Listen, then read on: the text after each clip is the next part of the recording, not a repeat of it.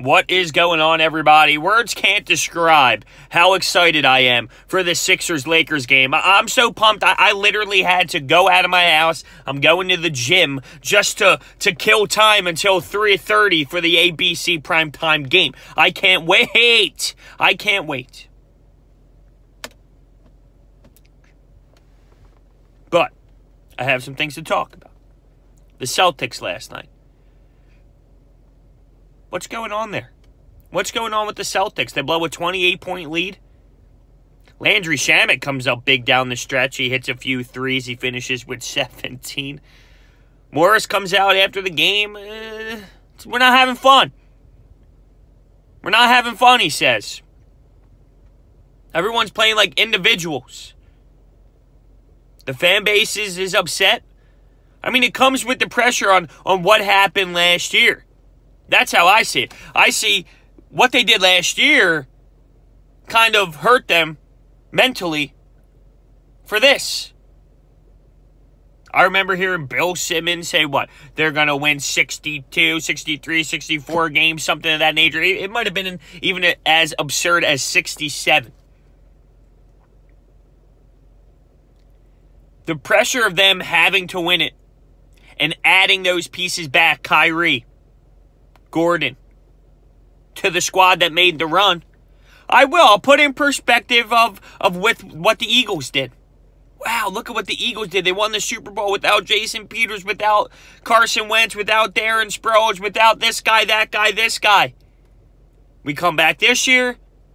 We expect to do these huge things because we have everybody back. And it doesn't work that way. But it's also interesting that now Brad Stevens, the guy, if you remember, after last year, was praised for being the smartest human being alive when it comes to the sport of basketball. The smartest coach ever born in the history of basketball. Now he's getting some criticism. Now the Boston fans are saying, get rid of him. This guy stinks. They were booing in the TD Garden last night. Booing. Which makes sense. I mean, let's be real. If the Sixers blew a 28-point lead, we'd be booing them too. And it's a boo out of respect. See, most fan bases who don't boo don't understand that. It's a boo out of respect. You need to be better. And you don't think the players know that? But it's interesting that it seems like the locker room is kind of blowing up in the Celtics. In the Celtics organization. Fans are seeing it firsthand. Disappointed. But guys are being individuals and not having fun. Talking about how they look around the league and look at what other teams are doing that are playing with some swag and playing with some energy. They're having fun. The Sixers. The Sixers. Oh, the Sixers. They're a team with some swag right now. They're a team with some jump to their step. They're having fun. They're enjoying this thing. But I am stunned. I'll be honest with you. I am stunned.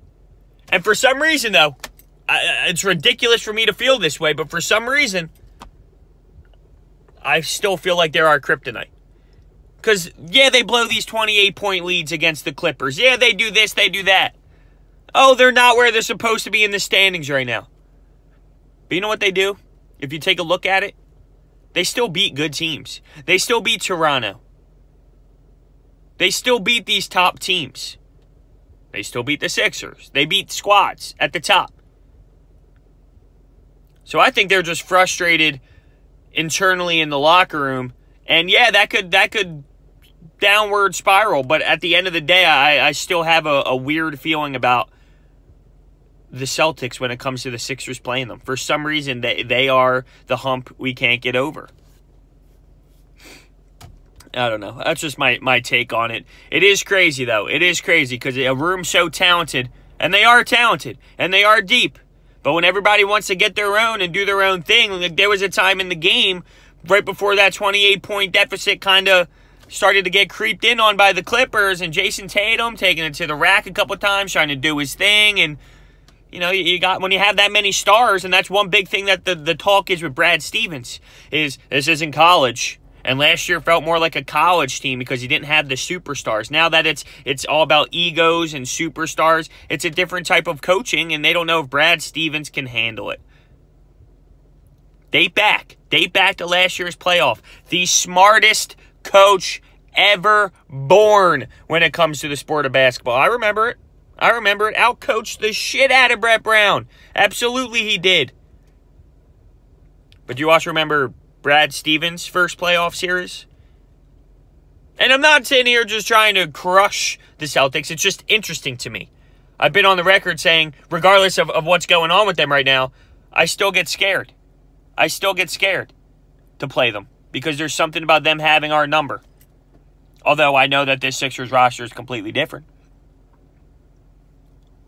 Let me know your thoughts down below on the Celtics right now and how they're doing and their breakdown internally in that locker room. But right now, I cannot wait for this Lakers game. I'm at the point now where Sixers, it's everything I think about. I wake up, I need a Sixers game. I wake up, I think of Tobias Harris. I wake up, I think of Ben. I think of this team. They are my brain when it comes to sports right now, with a little sprinkle of the Flyers here and there. But what gets me going, when I make my eggs in the morning and I think about the back squats I'm about to do, every rep is for Tobias Harris and Jimmy Butler coming onto this squad when they did and making a push of this thing. That's what I'm thinking about every rep. That's how much this team means to me. We have a great opportunity in front of us today, this afternoon, at the Wells. It's going to be interesting to see how LeBron James gets valued.